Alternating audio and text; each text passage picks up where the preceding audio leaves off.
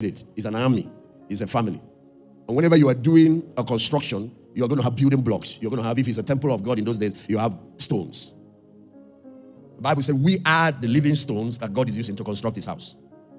But you see, there is a skill. That's why Paul calls himself a wise master builder. There's a skill involved in building. One of those essential skills of being a wise master builder is knowing that bringing blocks and stones and you start raising them. And especially in some places where you're building skyscrapers or you're building high-rise building, you start putting them, put block on top of the block. You still don't have a house. What you have created is something that will collapse on people. Just because you gathered ministers doesn't mean you have a ministry going. You could have actually set up that ministry for a fall. Sometimes it's better to run alone than to have a people that don't understand team playing. That don't understand covenant. There is something that you put between blocks and blocks to hold them together. We use cement. But when they built the Tower of Babel, Genesis 15, talked about those people that built it, that they're like one man, they had one language. But even the building they were building did not fall. It kept going until God saw that these guys meant business. This thing is going to reach heaven. And he had to do something to stop them. What they held one block, what they used to join block with block, actually it wasn't block. What did they make? Bricks. It was mortar. Mortar. That is what holds the building. You can be gathering people, but there is no mortar between them. That church will still collapse. The day Satan will test it. That mortar is what is called covenant. That mortar is what is called the Father, Son, order. Not every preacher is a builder. And I'm going to advise those of you, especially many of you, there are a lot of bishops, a lot of general overseers here. Those of you who you must understand the building model, which is God's model. Not every preacher is a builder. Some of them are scatterers. They will leave more problem for you after coming. And once you understand them, stop bringing them. Jesus said, I gather. Some of the people are scattering. Is there anyone that is not building with me? Scattering. Because what we are looking for is for the team to win. When the team win, we have won. God's purpose is realized. We have all won. Not for you to come up with your...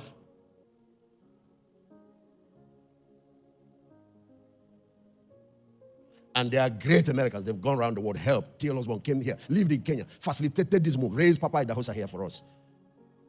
Great players, great coaches, great mentors. We have had British people like Paelty who came here, literally died here, buried here.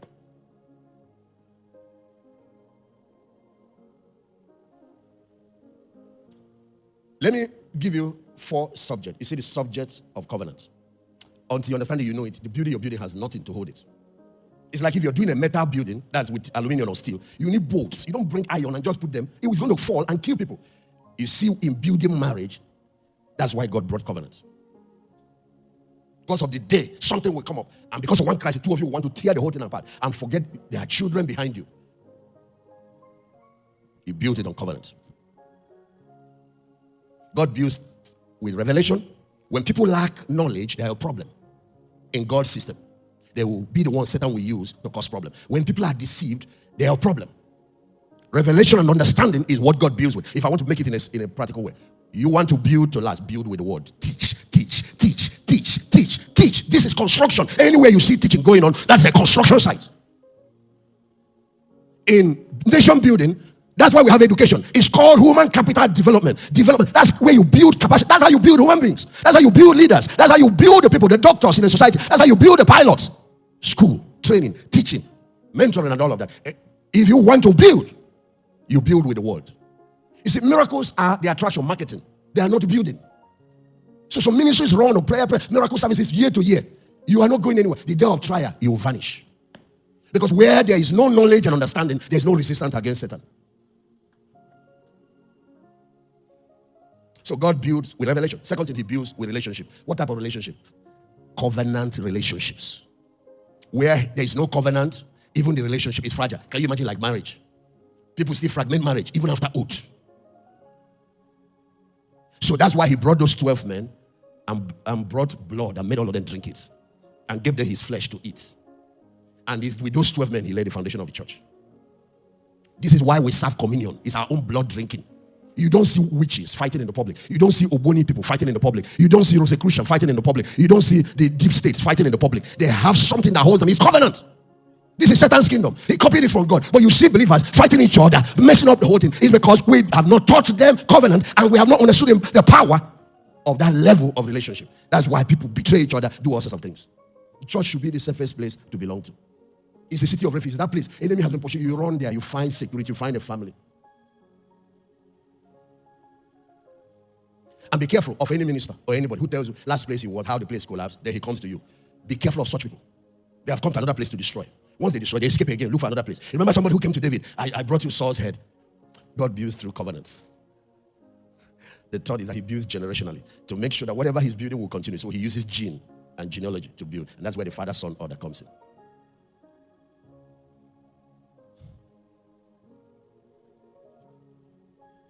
Fatherless generation, forget about it. They will never return from the battlefield.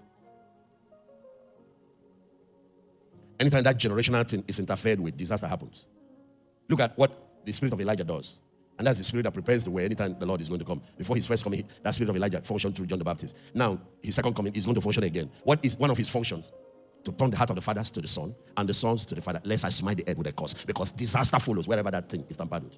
If we want to see the last days move of God, this is one of the things we need to teach like this to bring about that healing. Because it's one of the relationships the enemy attacks. Let me tell you, there are trials of life. Jesus was tested in his flesh with the lust of the flesh, like tests that has to do with women, opposite sex. There are tests that has to do with possession, greed, the lust of the eyes. There are tests that has to do with your pride and ego. Tests that has to do with power and so on. But let me tell you, some of the worst tests, some of the toughest tests has to do with relationships. Relationships. That we are, in order to stop, what are we talking about? How do you make a revival go all the way till he has accomplished his goal? How do you cause a movement that God has started go all the way till he has accomplished God's goal? Because there are areas Satan will come to try to kill it, to stop a revival, or to stop a movement, or even to stop a church that is delivering God's purpose. He will use all the other things. But one of the toughest is relationships. And in relationship tests, 4 are the toughest. It was when I had to face one or two of that I now got to understand some of the things I've been reading in the Bible. The first is test with your father. Every child will face that. You saw that Jesus was facing at Gethsemane. He can decide to rebel at that day. But the next test is test with your son. Because watch, the same Jesus faced problem with Judas, and later with the same Peter that said, you are Christ. Peter denied him, Judas betrayed him. Then Thomas didn't believe in everything he has been teaching. You don't know what a test with your son. And some, like people like daddy who are elder, who have raised children up to their marriage, can tell you the journey, what it means to raise children all the way. The headache, certain stage of their life when they will give you. So fathers too face that. In heaven, the angels are called the sons of God. One day God found himself facing some.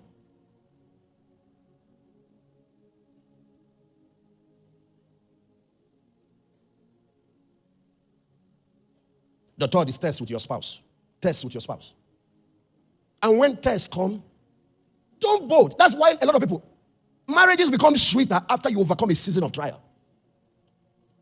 A higher level of unity, a higher level of a depth of understanding, a depth of what comes after that. But when that exam season comes, that's when people, they vanish. Then they think the grass is greener on the other side until you get there. If anything is green, it's because somebody has been watering it. Water the one on your own side. Yeah, you want to clap well.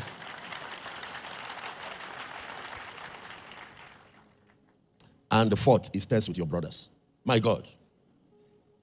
So if you watch Abraham, he had serious tests with his father. He was born in a family. Terah is the man's name, but he was an idol worshiper. So when Abraham had the revelation of Jehovah and began to preach that the founder of monotheism after the flood, the worship of one God is Abraham. The world became polytheistic, worshiping Nimrod, and some of these people corrupted the whole world, idolatry everywhere. So he came against the culture. He came against his family religion. And there was a big problem. And at the conclusion of it, God had to tell him, leave your father's house and all that, so you can nurture this thing. If he mismanages, because even when you are born again, your father is not born again, he doesn't authorize you to dishonor him. You are not to go to idolatry, you are not to follow the wrong things, but you must not touch the subject of honor. Even if your mom is a witch, honor her as your mom. Forget about her being a witch. Actually, honor is what will protect you from her witchcraft. Dishonor is what will not cause the witchcraft to affect you. That's what a lot of you don't know. You say, my mom is into diabolic things, then you start misbehaving. Then that's when you open yourself for attacks.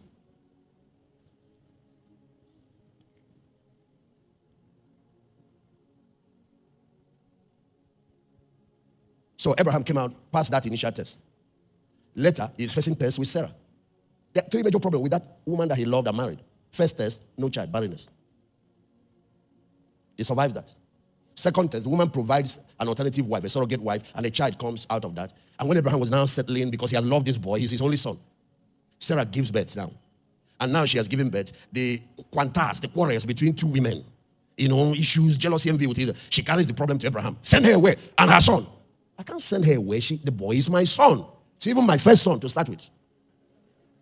And now he has started eating the new ogusi soup. He's also not willing to send the woman away. You are the one that brought her. So we are two in this house. We now have 2 boys, 2 wives. Nobody's going anywhere. It was God that intervened in that matter.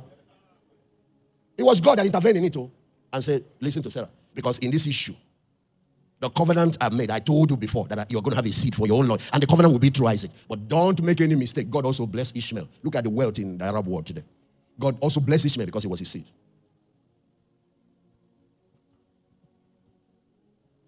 So it wasn't a very smooth time in that family.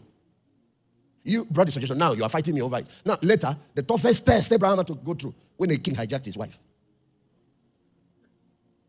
And the reason is because in the culture, they find a pretty woman, they will kill the man and take the woman. And to protect himself, 2 of them agreed to tell a lie. A very good woman too. Because some women, you travel abroad, they will say you out. Is that not what a lot of them are doing outside? Once they get to America, bring police and kick the man out.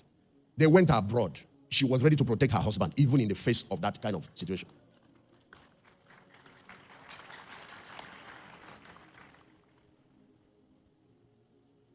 The guy cried to God in his state. And God intervened again.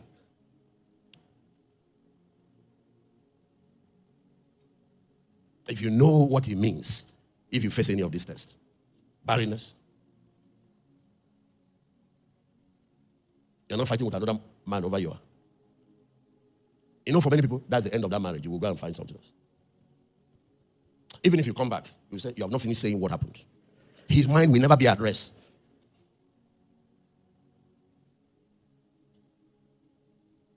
Then, later, another test with his sons. God said, let Ishmael go. Lord, I only have 2, not 3. You said, send one away. He obeyed. Later, the only one left, he said, go and sacrifice him on the altar. And then after he passed all those tests, one of the one that so shook me is that Lot that he took along with him, and now they got to Egypt. Lot has become big too. Lot became rich. Genesis 13 said the man became very rich. Abraham became very rich. He forgot who. And the cattle started fighting, quarrels everywhere. But guess what Abraham did? He called him and said, we are brothers. We shouldn't, this kind of thing should not be. There's a way to solve this problem. Any direction you want to go south, I'll go north. If you take east, I'll go west. Take first. The younger one took first though. This guy was not afraid though. And he looked and saw the what they call the Fertile Crescent is the land of Sodom, Gomorrah, and all the Zoar and the rest of them. I've been there. They have the Dead Sea there. So you have water supply. River Jordan flows down there. So it's very fertile for planting all kinds of this. So he took that part. But the moment he left, God now came to Abraham and said, look northward, look southward, eastward, westward. He didn't even consider where Lot was. He said, look everywhere, as far as your eyes have seen. Because the covenant, that's the one that operated according to the covenant. The thing we have degenerated into fight. You can imagine the kind of fight still going on between the Ishmaelites and the Jews.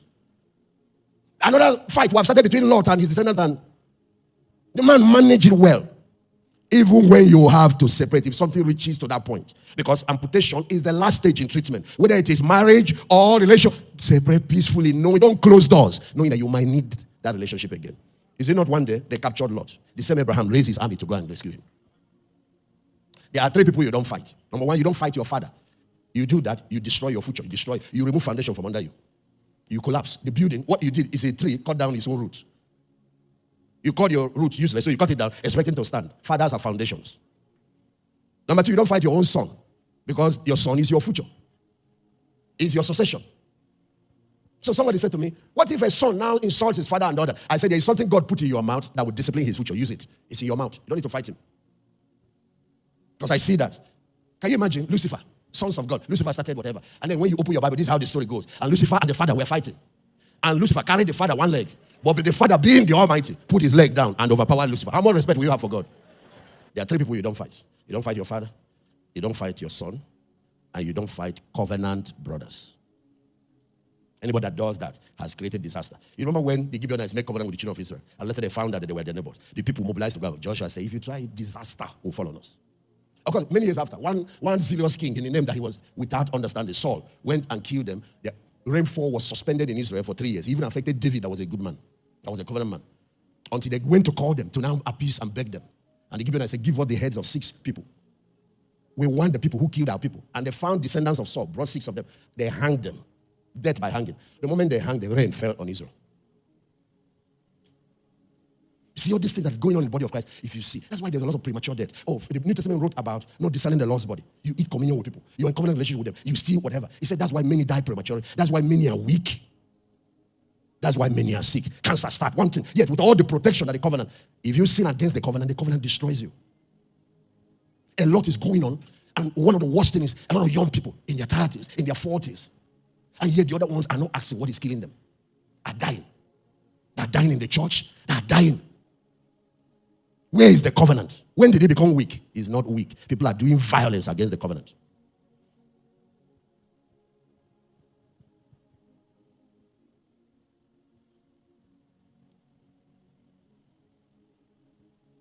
So, one of those super glues that every pastor, every builder must learn to teach every now and then is the subject of love. It's not something you say they heard. You have to be servicing it. You have to be serving. Communion is one of the best opportunities to service the covenant between us and God and between us and one another.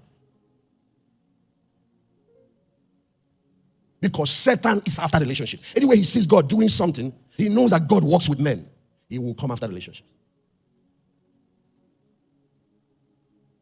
There's a subject that we must all learn to teach. We developed a course and later developed courses around it. We called it Matters of the Heart. It's heart management. No matter where, even if they drop you in heaven, in the midst of revival, some people will be like Lucifer, criticizing everything. And it's always a reflection of the sickness in their soul. When they come, they pose like they are saints. Meanwhile, they are in bondage to a lot of issues. And then you see people, instead of operating by the law of the new covenant, the law of love, they are either operating in, they are always the fault finder, the crit. They are sick people. I don't care if they're minister or not. It's one of the ways you know some assesses spiritual health.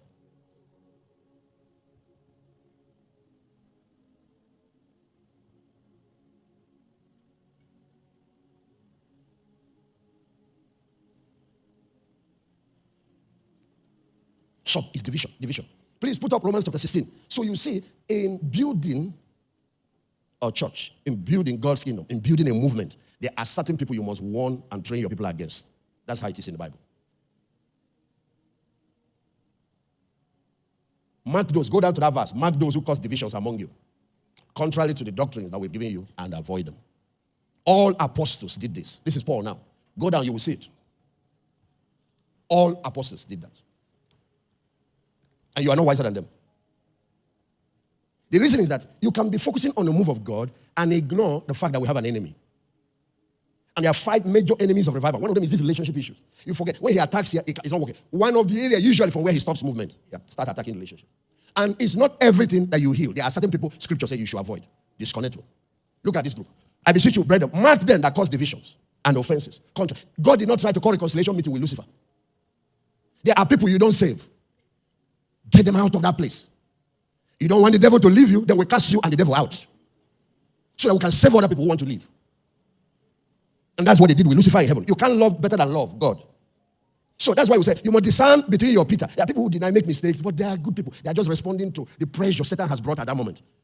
But then you must know who the Absalom is. That man that led the rebellion is an Absalom. Lucifer. Jesus said, everybody who gave me, I kept, I protected them, except one person is the son of perdition. That's the earthly Absalom. Mark them that cause divisions and offenses, contrary to the doctrine which you have learned, and avoid them. Actually, you see what we're saying? Instead of helping to build by putting super glue, helping to maintain unity in the body, they go to those places where you put cement and they are breaking it. And that's what's going to cause the building to fall. And a lot of lives will be hurt. Nothing damages people like church crisis. In the family, nothing damages children like divorce. But I've seen places where they were divorced and the children were not damaged because they're separated like Abraham and Lot. We are brothers. We're not going to fight. And we also have children among us and we are co-parents. And they made up their mind. I'm not going to destroy the image of this woman before the children. Even if there were things, he kept it. I'm not going to destroy the image of it before these children. And because of that, the children turned out well.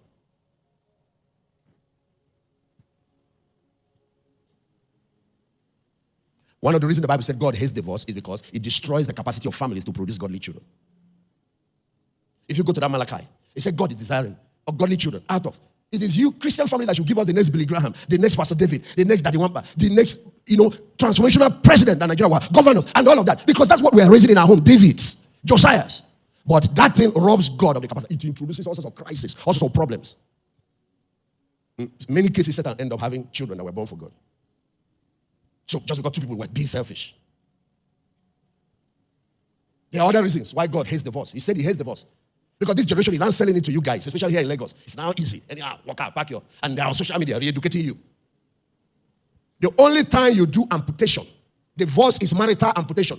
The only time you do it is when keeping that part of the body will kill the whole body. Jesus said, if your right eye will now send it to hell, instead of destroying the whole body, that's when doctors can cut it off. So, for example, a leg has developed gangrene, and if you keep it, it's decaying, the whole person will die. Then, at that moment, it's because we can't find another way. We must have tried treatments we didn't find. Divorce is not something you should. And after it, both parties will carry the wound for life.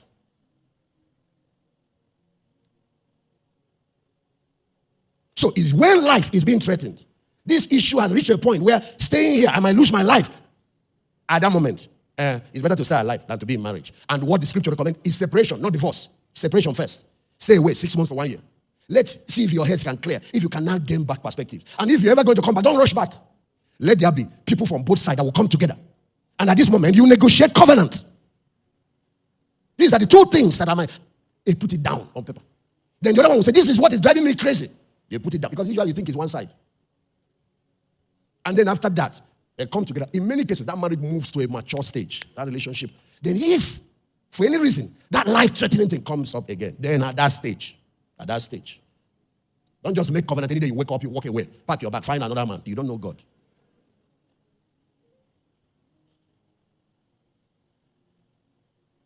So you see, one thing about God's system. It's the best. Because go and see the ones that have jumped out jumping, and when they jump in, they find out, oh, what I was running away from is here again. But life-threatening situations, sometimes it's violence. Violence. You don't stay there and die. Say you are keeping covenant. You are not keeping covenant. You are being stupid. Go to your father's house. He has to come and pay a second dowry after he has. Yes. And in some cases, it's the woman threatening. Yeah. You need to run first. You will try because, but if you need to run first. Get to safety, then we can call for truth somewhere. Just bow down your head. Just pray a little. Ask him to give you understanding of covenant. How to be a strong team player. A strong team player.